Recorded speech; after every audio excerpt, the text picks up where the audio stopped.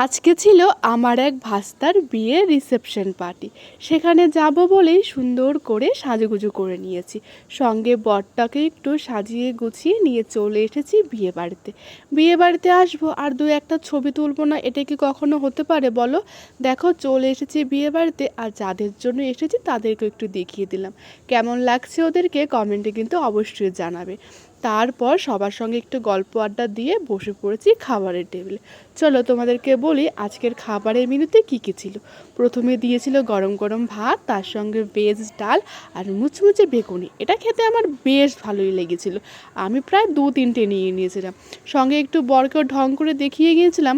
ও তো লজ্জায় পুরো লাল হয়ে গিয়েছিল। লালের কথা বলতে বলতে এদিকে দিয়েছিল মাছ, তার সঙ্গে গরম গরম মাটনের গ্রেভি। এটা খেতে বেশ ভালোই লেগেছিল। এদিকে শেষের দিকে বরের সঙ্গে তুমুল ঝগড়া। কোথাও যাব আর বরের সঙ্গে ঝগড়া করবো না, এটা কি